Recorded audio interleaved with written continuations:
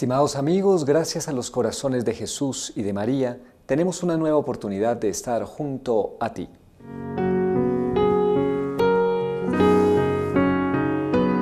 La frase mariana del día.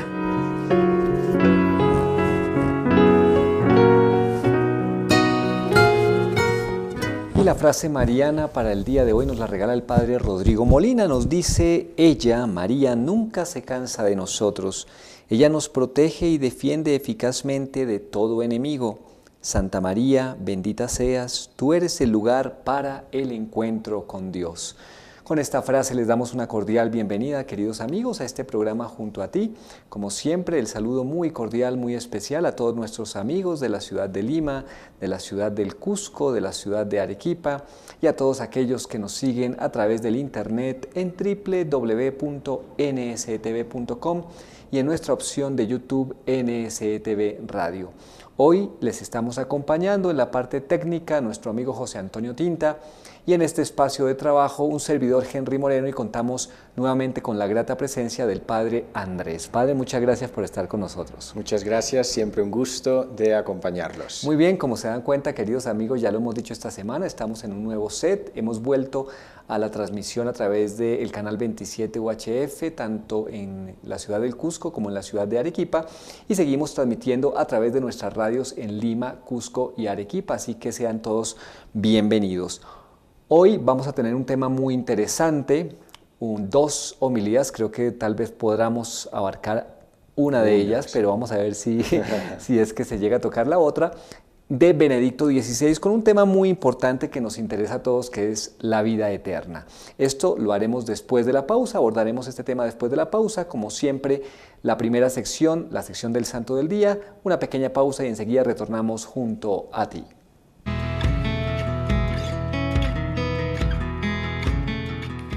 Estimados amigos, reciban un cordial saludo. Hoy es 5 de octubre y la Santa Madre Iglesia nos recuerda a Santa Faustina Kowalska, hija de una piadosa familia católica.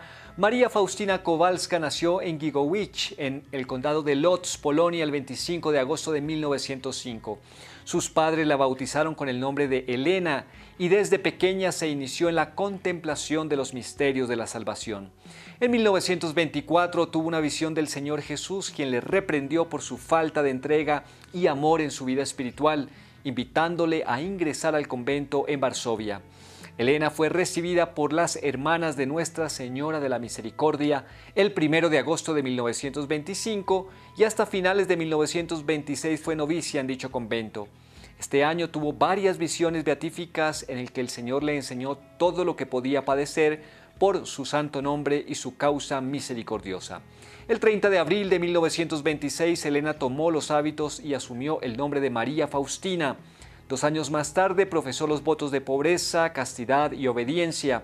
A los superiores y el confesor personal de la futura santa, conocedores de las experiencias místicas de Faustina, les costaba aceptar la profunda e íntima relación entre ella y Jesús. Sin embargo, la futura santa no hizo caso a las dudas y Santa Teresita del Niño Jesús se le apareció en sueños para consolar y premiar su profunda perseverancia, heroicidad y futura santidad. Una noche Faustina rezaba en su celda, Jesús vestido de blanco se le apareció y levantó una de sus manos en señal de bendición, mientras que la otra tocaba su vestido. Debajo de este y ligeramente dibujado al lado del pecho emanaban 2 grandes rayos, uno rojo y el otro de color pálido blanco. Faustina esperaba en silencio, su corazón se contrajo de temor y alegría a la vez. Entonces Jesús le dijo: pinta una imagen según lo que ves con la firma: Jesús, en ti confío. Deseo que esta imagen se venere primero en tu capilla y luego en todo el mundo. Y prometo que las almas que veneraran esta imagen no perecerán y la victoria caerá sobre sus enemigos aquí en la tierra, especialmente en la hora de su muerte. Yo los defenderé como mi propia gloria. Algunos días más tarde el Señor se le apareció de nuevo para pedirle que difunda en el mundo la fiesta en honor a su misericordia. Yo deseo que esta imagen sea solemnemente homenajeada el primer domingo después de Pascua, que este domingo sea la fiesta de la misericordia. Fueron las palabras de Cristo a la mística polaca.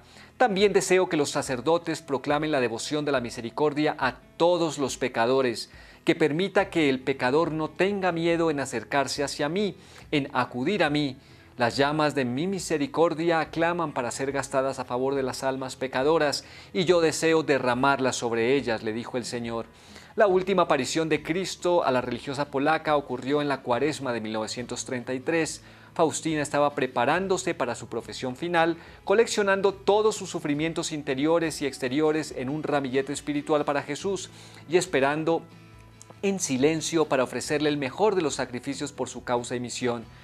Yo deseo que sepas cuánto amor arde en mi corazón por las almas más alejadas de mí.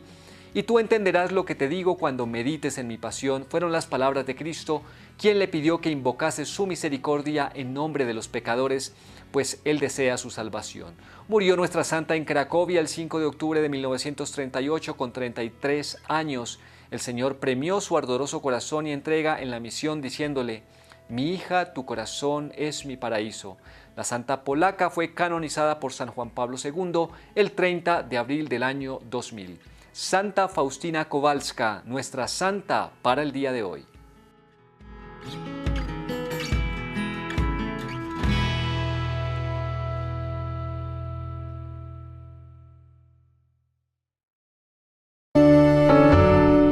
Alma de Cristo, santifícame.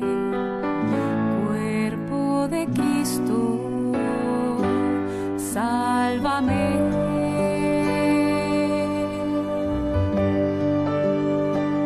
Sangre de Cristo, embriágame. Agua del costado de Cristo, lávame. Pasión de Cristo,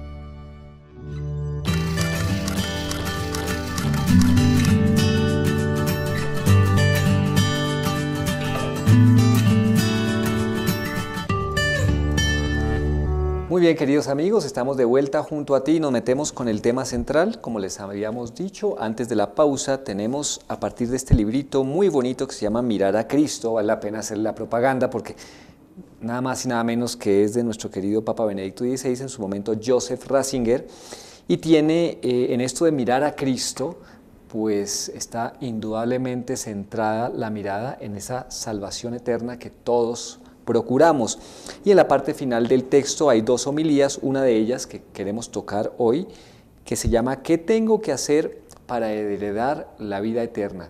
Y valga la pena, Padre, como introducción, el santo del día de hoy, Santa Faustina Kowalska, Claro. pues tuvo la gracia de la misericordia divina, de ser apóstol de la misericordia divina, y a través de la misericordia estos temas van quedando claros. Claro, porque el Señor nos ha invitado por pura misericordia a la vida eterna, ¿no? Nosotros no lo merecemos, nosotros, dice San Pablo, no éramos amigos de Dios, porque éramos hijos de la ira, ¿no? Porque por el pecado original que arrastrábamos desde pues, la caída de Adán. Y entonces en su infinita misericordia el Señor concibió un plan grandioso, la Santísima Trinidad, de enviarnos al Verbo encarnado a través de la Virgen María y con su misterio pascual, pasión, muerte, resurrección, pues abrirnos la posibilidad de volver a entrar en su amistad filialmente y en el reino de los cielos, ¿no? O sea que es toda una perspectiva de esperanza, de alegría, de gozo, que nos debe dar ese concepto que muchas veces tenemos miedo, la vida eterna, ¿no? ¿Qué será la eternidad, ¿no? Y entonces muchas personas pues le tienen pavor al más allá, a lo que va a suceder después de la muerte.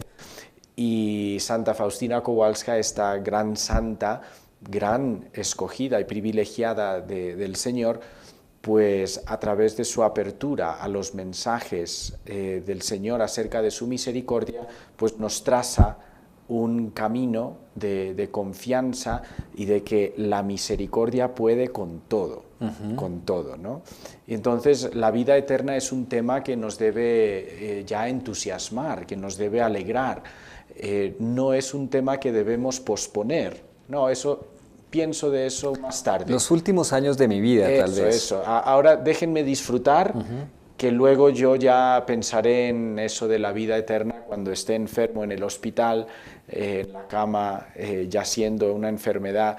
No puede ser muy así. Difícil, además, muy difícil en esas condiciones poder hacerlo, como un poco esa frase que conocemos, como se vive, así se muere. Entonces, eso es. Hay que preocuparse de esa misericordia que es operante en todos los momentos de nuestra vida, pero que ya es operante. Y justamente es un mensaje que nos trae hoy aquí Joseph Ratzinger en cuanto a este pasaje de San Lucas capítulo 10 versículos 25 al 37, ¿qué tengo que hacer para heredar la vida eterna? Porque yo supongo, antes de que nos metamos de lleno, que acoger esa misericordia divina no significa simplemente decirle un sí a Dios y quedarme con los brazos cruzados. Tengo que entrar en algún tipo de dinámica, ¿no? Claro, porque la salvación es un proceso, ¿no? Nuestros hermanos separados, los protestantes, pues conciben la salvación como un evento en el tiempo, ¿no? Entonces, en el momento en que yo confieso mis pecados y acepto la salvación de Jesucristo, mi Redentor y Salvador personal, estoy salvo. Estoy salvado. Sin embargo, la Iglesia Católica tiene otro modo, otra concepción teológica fundada en la Biblia, en los Evangelios, que nos da a entender que el proceso de salvación es dinámico, porque el Señor muchas veces usa parábolas, imágenes, que dan a entender un proceso, por ejemplo, la semilla. Si tuvieran fe como el tamaño de una semilla de mostaza, que es lo más pequeño, pero después crece y se vuelve una hortaliza que da sombra y da pues cobijo y casa a los pájaros, ¿no? O sea que desde el momento de la semilla hasta la planta, pues no es un momento inmediato, claro, sino que tiene que pasar mucho tiempo, ¿no? La parábola del trigo y la cizaña, la parábola del sembrador que va a sembrar semilla, ¿no? Todo eso nos da a entender que nuestro camino, nuestro peregrinar por este mundo, por esta vida, es un proceso que tiene que estar siempre en crecimiento, ¿no? La imagen de la semilla es preciosa, porque me da a entender que yo ya he recibido todo lo que necesito para la salvación, en potencia. Claro, ahí está el punto, ¿no? Claro, y es lo que decía mucho el padre Molina, que nos enseñaba que la semilla encierra toda la calidad de la planta, no le falta nada, pero hay que desarrollarlo a lo largo del tiempo, ¿no? Y eso en la teología se llama el ya sí, pero todavía no, ¿no? Ya sí hemos recibido la semilla de la vida eterna, o sea, ya tenemos vida eterna dentro de nosotros, pero todavía no la poseemos en su plenitud floreciente y desplegada, ¿no? Entonces estamos en ese camino. Perdóneme, sí. Y lo otro supongo que es, y si no hago nada, pues también puedo desperdiciar esa potencialidad que tengo, ¿no? Exactamente, porque si... Bueno, los sembradores, los que trabajan en el campo lo saben muy bien, si siembran y después se olvidan, no le dan agua, pues entonces eso crece de una manera un poco errática, un poco desordenada, y al fin y al cabo no produce el fruto deseado, ¿no? Hay que tener un cuidado constante acerca de pues esa siembra, esa semilla, y después el crecimiento correspondiente, ¿no? Por eso la pregunta que trae este pasaje del Evangelio, ¿qué tengo que hacer para heredar la vida eterna?, es muy actual hoy y siempre para todos y cada uno de nosotros. Empieza diciendo Joseph Ratzinger: el diálogo entre Jesús y el doctor de la ley trata una cuestión que nos afecta a todos. ¿Cómo podemos vivir justamente? ¿Qué debo hacer para que mi ser de hombre llegue a su realización? Ahora con lo que usted decía de la semilla y toda su potencia. No es suficiente ganar dinero. Uno puede ser muy rico y sin embargo pasar junto a la vida auténtica, haciéndose a sí mismo y a los que le rodean personas desgraciadas. Uno puede ser poderoso, pero destruir más que construir con este poder. ¿Cómo pues puedo aprender a ser hombre? ¿Qué hace falta para ello? Y luego dice, el doctor de la ley en su pregunta menciona ya un presupuesto en el que hoy ya no pensamos. Para que esta vida llegue a su plena realización, debo ir en contra de la vida eterna. Wow, aquí es donde uno un poco dice, ¿cómo puedo ir en contra de la vida eterna? Debo reflexionar sobre el hecho de que Dios ha pensado una tarea para mí en el mundo y que un día me pedirá cuentas de lo que yo he hecho de mi vida.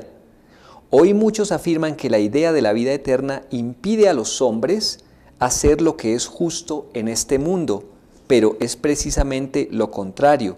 Si perdemos de vista el criterio de Dios, el criterio de la eternidad, entonces permanecerá como línea guía únicamente el egoísmo.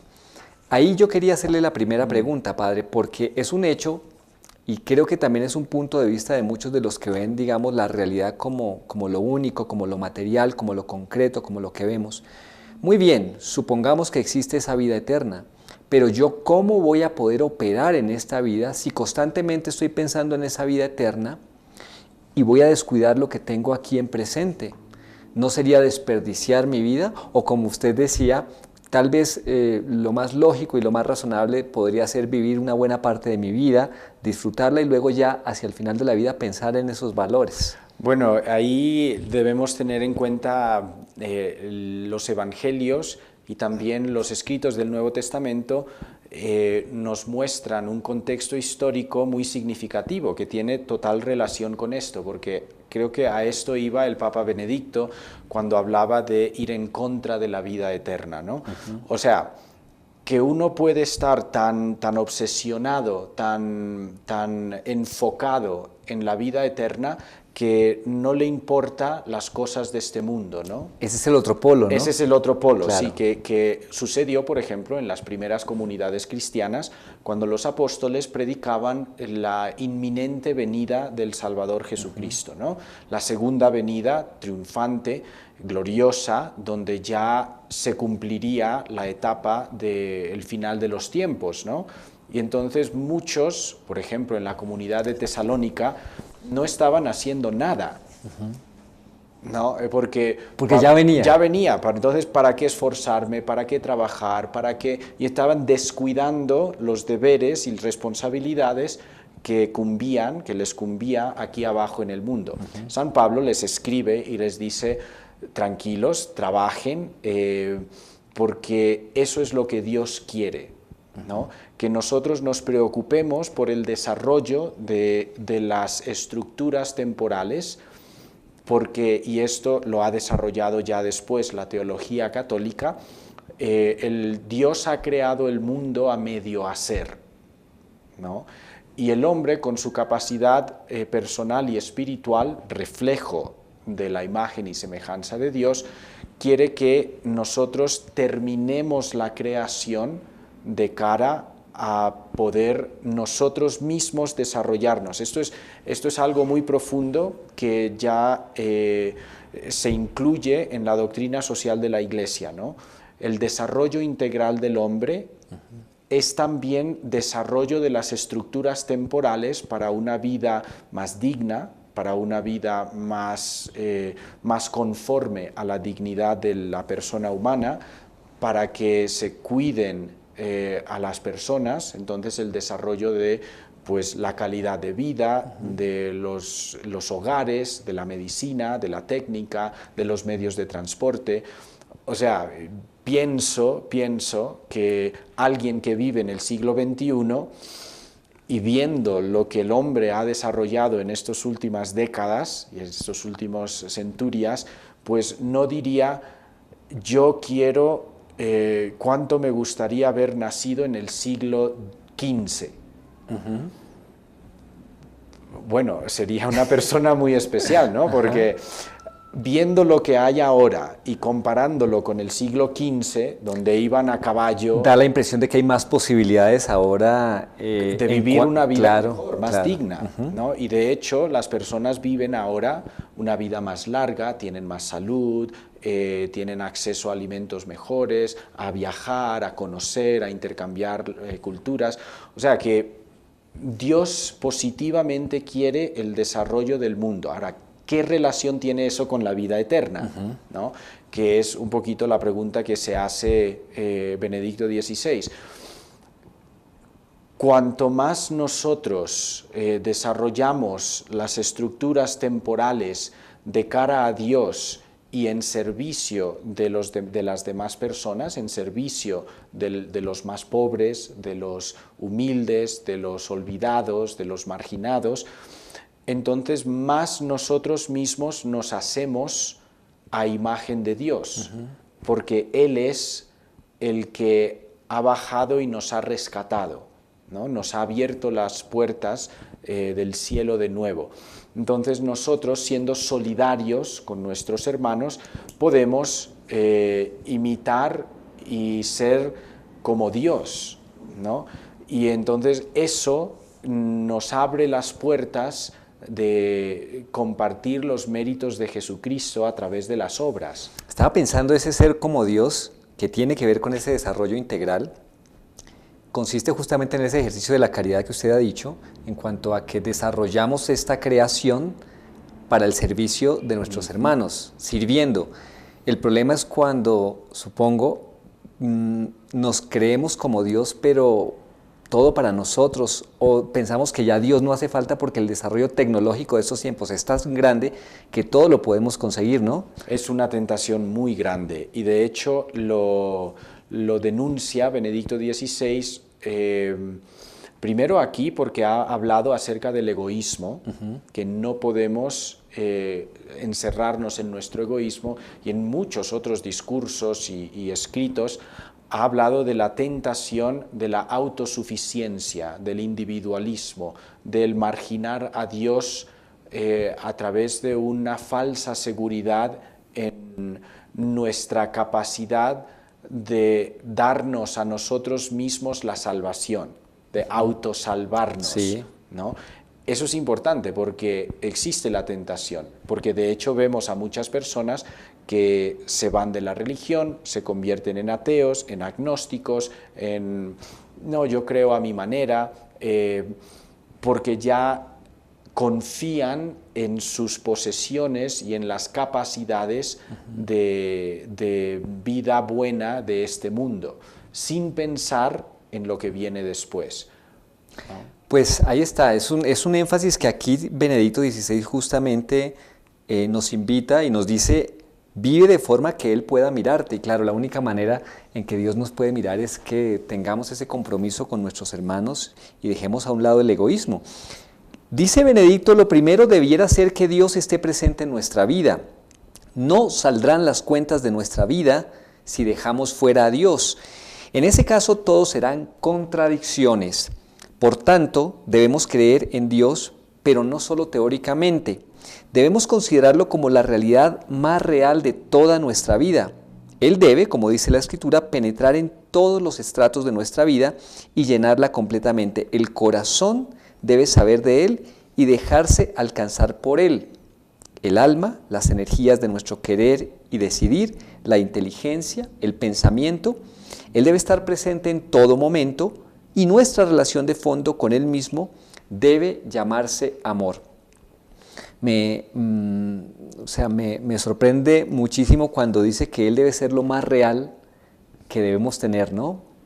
Porque solemos hacer como ese corte y esa decisión de lo que es real y de lo que no. A veces da la impresión de que nuestra relación con Dios no es lo más real.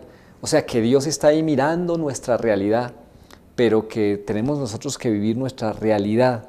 Y parece que lo cortamos, lo sacamos y como dicen por ahí, acudimos al Dios bombero solamente cuando estamos en casos de crisis. Sí, es una de las tentaciones, por ejemplo, del deísmo, del agnosticismo, ¿no? Que conciben pues a un ser intelectual, inteligente, a modo de mecánico de reloj, que ha construido un universo, lo ha puesto en marcha y después se ha apartado. Entonces no hay posibilidad de una relación personal, no nos está mirando, sino que nos ha dejado como personas libres para desarrollar y pues madurar nosotros mismos. Eso es una visión aterradora, porque estamos en absoluta soledad. Claro, un fracaso total. ¿Qué se puede hacer así? O sea, ¿qué perspectiva, qué esperanza, qué confianza puedo tener en que las cosas van a salir bien, ¿no? Entonces, el Papa, al decir que Dios debe ser lo más real de nuestra vida, es porque Él es el fundamento de la realidad. O sea, a partir de Él todo tiene realidad, todo tiene existencia. Lo dice San Pablo en unos himnos a los colosenses, pues precioso, ¿no? Todo fue creado por Él y para Él, ¿no? Todo tiene su consistencia en Él, ¿no? Y en otro lugar dice, en Él, a los corintios, en Él nos movemos, vivimos y existimos, ¿no? O sea que no podemos pensar en el ser humano sin hacer referencia al creador del ser humano, ¿no? Pues qué tal, queridos amigos, si en una pequeña pausa antes de que volvamos a la segunda parte del programa pensamos un poquito en qué elementos tal vez de nuestra vida justamente nos estamos apartando de Dios y nos estamos alejando de la salvación y ni nos movemos, ni existimos, ni respiramos en ese Dios que nos ha dado la vida. Una pequeña pausa y enseguida retornamos junto a ti.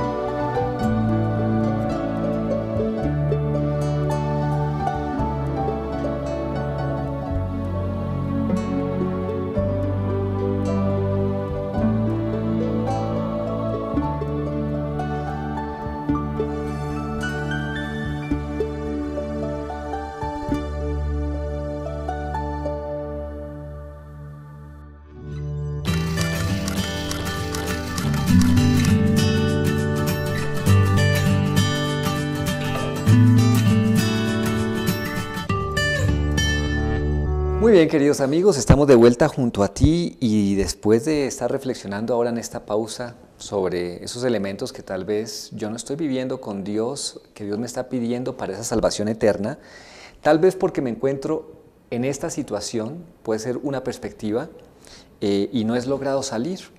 Dice Benedicto, esto a veces puede resultar muy difícil. Puede suceder, por ejemplo, que un hombre esté enfermo o impedido, o a otra persona la pobreza le hará la vida insoportable. Otro perderá las personas de cuyo amor dependía toda su vida. Las desgracias pueden ser múltiples. Entonces, es grande el peligro de que el hombre se amargue y diga, Dios no puede ser bueno, pues si lo fuera, no se habría comportado conmigo de esta manera. Si Dios me amase, me habría creado de otra forma y me habría dado otras circunstancias existenciales. Una tal rebelión contra Dios, de esta manera, es muy comprensible, dice Benedicto, pues en esos momentos parece casi imposible el amor de Dios. Pero quien se abandona a una rebelión de ese tipo está envenenando su propia vida. ¿Cómo puedo darme cuenta? Pues, en situaciones así de dolor, efectivamente que es un veneno, cuando parecen razones tan justas. Alguien puede decir, bueno, pero es que si ese Dios está conmigo, si está en toda mi realidad, si me está acompañando para una salvación, ¿por qué este tiene bienes y yo no? ¿Por qué yo he nacido en esta miseria y este no? O como dicen muchos, ¿por qué nacen unos niños así con unos impedimentos y otros no? Exactamente. El problema del sufrimiento, del dolor, a lo largo de toda la historia humana ha sido una piedra de tropiezo para filósofos, para teólogos, para personas de todas las categorías y de todas, o sea, ha estado ahí, ¿no? Recientemente, pues este cardenal Sara que hemos hablado en algún momento habla también del sufrimiento y de la razón de ser del sufrimiento, siendo no es que podamos encontrar una respuesta definitiva, pero por lo menos a la luz de una vida eterna podemos comenzar a darle por lo menos un poco de sentido a un sufrimiento de los inocentes que también vemos en nuestra cabeza, que es Jesucristo, ¿no? Entonces, si perdemos esta perspectiva sobrenatural y simplemente nos quedamos en el plano horizontal de las realidades temporales, el sufrimiento es un contrasentido. No tendría ningún sentido, ningún ¿no? sentido. Y todas estas personas que están diciendo, pues hay que eliminar, como ya lo hicieron o lo trataron de hacer los nazis, ¿no? Hay que crear una raza fuerte, sin sufrimiento, sin dolor, perfecta, sin enfermedades, ¿no? Claro, eso se comprende, ¿no? Sin una visión sobrenatural, sin una visión en vertical, ¿no? Muchos santos y la doctrina católica pues nos enseña también a lo largo de la historia qué es 80, 100 años de una vida difícil, con sufrimiento, con dolor, con pérdida, a la luz de una eternidad de gozo, alegría, donde ya, lo dice el libro del Apocalipsis, se enjugarán todas las lágrimas, no habrá injusticia, no habrá violencia, habrá paz, habrá alegría, habrá comunión, Dios será todo en todos. O sea, si ponemos pausa y reflexionamos acerca de la realidad de la eternidad que nos propone la fe católica, la fe, entonces el sufrimiento cobra una razón de ser. Claro. ¿No? Tal vez es que nunca nos hacemos esa pregunta sustancial, Eso, ¿no? De cara a la eternidad. Y en mi vida, ¿no? O sea, y en la vida del que sufre, ¿no? Y Jesús nos ha dado la respuesta, ¿no? Porque Él convirtió una experiencia totalmente injusta, totalmente bárbara de un juicio condenatorio, una calumnia fatal, ¿no? Y lo mataron, y con qué sufrimiento, ¿no? Por eso tenemos esas páginas de los evangelios acerca de la pasión y muerte de nuestro Señor. Él pudo convertir una experiencia jurídica fatal en una experiencia filial de confianza a su Padre, ¿no?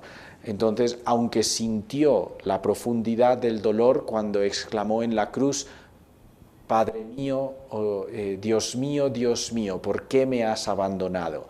Pero después inmediatamente pues expresa su confianza filial diciendo, Padre, en tus manos encomiendo mi espíritu, ¿no? Entonces, Jesús ha dado sentido al sufrimiento de los hombres, a la luz de la vida eterna, porque Él resucitó.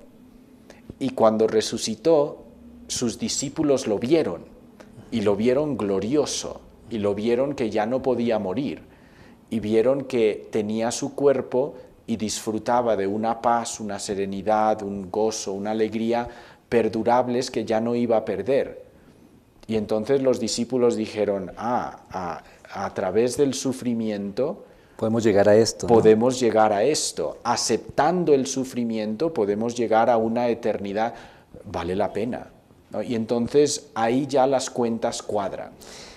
Y tal vez estaba pensando que tampoco nos hacemos esa pregunta de finalmente por qué ha venido el sufrimiento y el dolor. O sea, a veces partimos como de conceptos, afirmaciones erróneas y le damos la culpa a Dios, ¿no? ¿Por qué Dios nos envía el sufrimiento? Pero usted me corregirá, hay que partir del reconocimiento de dónde ha venido ese sufrimiento por culpa nuestra, desde el principio. Hay que reconocerlo. Por supuesto, no nos podemos quedar en eso porque nos hundimos y ya Cristo nos ha levantado, como usted nos ha dicho. Claro, pero es una cosa que deberíamos, por lo menos en la fe, tenerlo claro, Padre. Sí, o sea, hay que asumir la condición de naturaleza humana caída. Y eso significa que tenemos una naturaleza propicia a la enfermedad, al dolor, a la pérdida, que tenemos una naturaleza con una razón que ha sido, una inteligencia que ha sido nublada, debilitada, y una voluntad que ha sido minada en su fuerza, ¿no? Entonces, si con la doctrina, con la verdad de la fe del pecado original, todo esto va cuadrando, ¿no? Y entonces las piezas se unen y hay sentido a la vida. Si yo quito el dogma del pecado original, entonces, ¿por qué me vino esto? ¿De dónde la naturaleza humana que es débil? ¿Por qué hay sufrimiento? ¿Por qué hay muerte? Todo se deshace. Claro. Eso es lo que el beato John Henry Newman, el cardenal Newman, tanto le gustó acerca de la Iglesia Católica, ¿no? Que tenía una estructura de fe, un sentido de la fe cohesivo, coherente, que todas las verdades y los dogmas todo encaja y hay una respuesta válida para todo. La fe sigue siendo misterio, la vida eterna para nosotros ahora sigue siendo misterio, la realidad del sufrimiento y del dolor tiene una dimensión de misterio, pero no es algo irracional, claro. No es algo cerrado a mi inteligencia. Yo puedo captar algo de ese sentido y las verdades de la fe todas encajan para darme una sólida esperanza de que lo que Dios ha permitido es lo mejor y en su providencia amorosa hacia nosotros yo puedo confiar en Él, que en esa confianza filial, abandonado en las manos de Dios, me va a llevar a la vida eterna. Usted ha llegado a un punto también muy bonito que lo va a tocar justamente en este momento Benedicto XVI, que es la confianza. Me estaba recordando ese ejemplo que hemos escuchado del niñito que está viendo tejer a su mamá desde abajo y le está pareciendo que está muy feo todo lo que está tejiendo, pero la mamá lo está viendo desde arriba. Y solo cuando el niñito ve desde arriba qué es lo que estaba haciendo la mamá, dice, era eso tan bonito. Esto, ¿por qué lo digo? Porque en esos pasos en que ya, como dice usted, claro, la razón nos va llevando hasta un punto, pero luego está ese paso de la fe. Hay algo de misterio ahí. Claro. Hay algo de misterio. Y Benedicto dice, pero Dios nos está exigiendo, por decirlo así, un anticipo de confianza. Nos está diciendo, sé que ahora tú no me comprendes, pero confía en mí a pesar de todo. Cree que soy bueno y ten el valor de vivir en esta confianza. Entonces reconocerás que precisamente así te he hecho bien. Existen múltiples ejemplos de santos y de grandes hombres que han tenido el valor de esta confianza y que precisamente así, en la mayor oscuridad, han encontrado la verdadera felicidad para sí mismos y para otros muchos. Estaba pensando en Santa Teresa de Calcuta, que ella misma decía 40 años de oscuridad. ¿Cómo se sostiene uno 40 años en una oscuridad pensando que todo se desvanece con este anticipo de confianza, como dice el Papa? Pues es un crédito de fe que le damos a Dios y una vivencia de fe que es después de haber tenido algún contacto, alguna experiencia, porque incluso también Santa Teresa de Calcuta tuvo intimidades con Dios, ¿no? Experiencias muy íntimas, muy fuertes, muy personales de la realidad de un Dios amoroso, ¿no? Entonces, en esa confianza, en esa fe de que Dios existe, de que Dios es providente, de que Dios es bondadoso, de que Dios es remunerador, yo puedo, por decirlo así, vivir una vida en la cual los sentidos están completamente a oscuras, ¿no? Entonces puedo vivir en la pobreza, puedo vivir en la enfermedad, puedo vivir en el sufrimiento, puedo vivir en el abandono de los seres queridos, puedo vivir y superar la pérdida de un ser querido.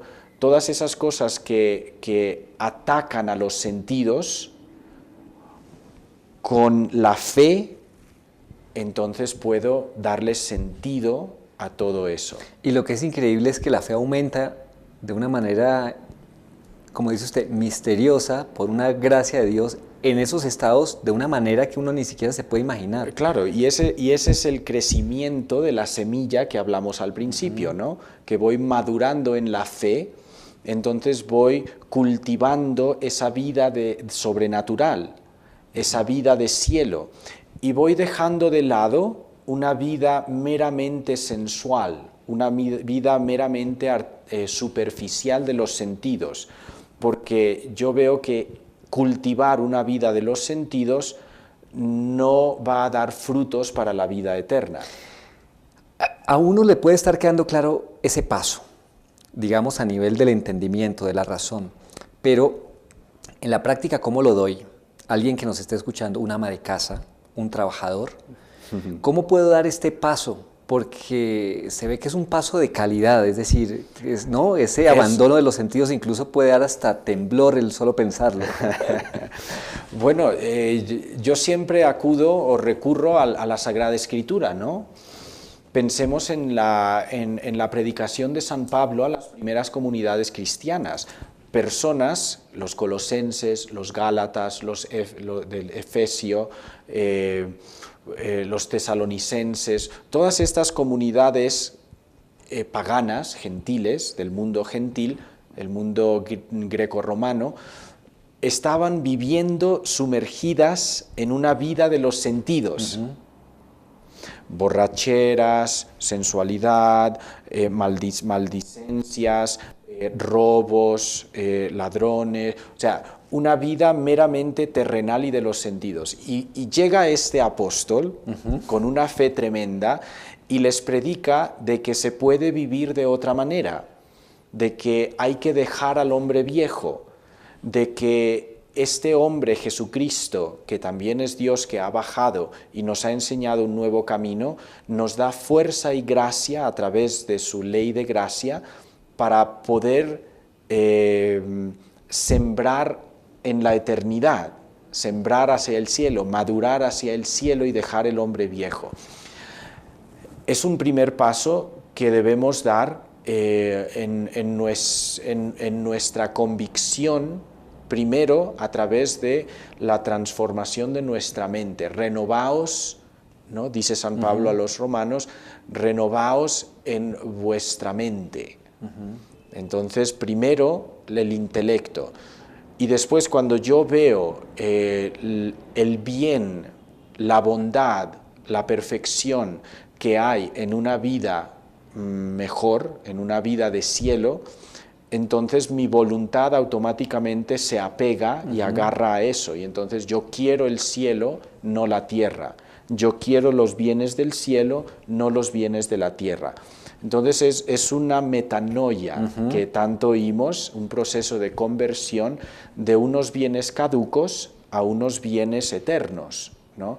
Y ese es el programa ascético que nos enseñan pues cómo vivir los santos, ¿no? Que para eso están sus vidas, ¿no? La geografía está llena de conversiones ruidosas que nos alientan a que también para mí esa llamada a la santidad es posible. Pues ahí está, queridos amigos, no es tan lejano como a veces lo solemos ver, está muy cerca de nosotros y hace parte de la vocación nuestra el buscar esa santidad que Dios quiere para nosotros, está a nuestro alcance. Y bien, hacia el final del programa, como siempre, vamos con las intenciones y necesidades de todos ustedes, el reporte de sintonía de la señora Claide Chaparro en la ciudad del Cusco, quien pide por sus intenciones y deja una pregunta. La señora Claide siempre hace las preguntas hacia el final. Vamos a ver si tal vez en el próximo programa, porque ya estamos sobre el tiempo, pero dice si una persona es mala puede cambiar porque le dijeron que solo mejora. Un pecador no cambia, solo mejora. Está preguntando eso, o sea que un pecador no cambia sino que solo mejora, que sí puede cambiar definitivamente. Bueno, una respuesta muy breve, porque es una pregunta muy actual y muy buena. Dios, con su gracia, cambia a las personas. O sea, la gracia opera dentro de lo más profundo de nuestro ser, para hacernos nuevas personas. Entonces, sí hay cambio. Sí hay cambio posible. Se puede profundizar mucho más, a ver si en algún día el Padre nos puede ayudar, tal vez como tema central, a profundizar en esto. La señora Dora Vázquez de San Borja pide por el grupo de oración de neoplásicas, por su perseverancia y el crecimiento en la fe, y pedimos por la salud e intenciones de Dora. Por las intenciones de Cristian Medina, se pide también por Raúl Ágreda en el día de su cumpleaños, que Dios le bendiga, y por la salud de niño Patricio. Pues estas intenciones, queridos amigos, y las demás que ustedes tengan en su corazón, las vamos a poner en el mejor corazón, que es el corazón inmaculado de María Santísima. Por eso a ella le decimos: María, Madre mía, por el poder que te concedió el Padre, líbranos de caer en pecado. Dios te salve María, llena eres de gracia, el Señor es contigo. Bendita tú eres entre todas las mujeres, y bendito es el fruto de tu vientre, Jesús. Santa María, Madre de Dios, ruega por nosotros pecadores, ahora y en la hora de nuestra muerte. Amén. María, Madre mía, por la sabiduría que te concedió el Hijo, líbranos de caer en pecado. Dios te salve María, llena eres de gracia, el Señor es contigo. Bendita tú eres entre todas las mujeres, y bendito es el fruto de tu vientre, Jesús. Santa María, Madre de Dios, ruega por nosotros pecadores, ahora y en la hora de nuestra muerte. Amén. María, Madre mía, por el amor que te concedió el Espíritu Santo, líbranos de caer en pecado. Dios te salve María, llena eres de gracia, el Señor es contigo. Bendita tú eres entre todas las mujeres, y bendito es el fruto de tu vientre, Jesús. Santa María, Madre de Dios, ruega por nosotros pecadores, ahora y en la hora de nuestra muerte. Amén. Ave María Purísima. Sin pecado concebida. Muy bien, Padre, como siempre, muchas gracias por estar con nosotros. Gracias a ustedes. Y terminaremos, como siempre, queridos amigos, con la bendición del Padre Andrés. Muy bien. El Señor esté con ustedes. Y con tu espíritu. Y la bendición de Dios Todopoderoso, Padre, Hijo y Espíritu Santo, descienda sobre ustedes. Amén. Y a ustedes, queridos amigos, la invitación para que nuevamente nos acompañen. Recuérdenlo, son los corazones de Jesús y de María que siempre quieren estar junto a ti.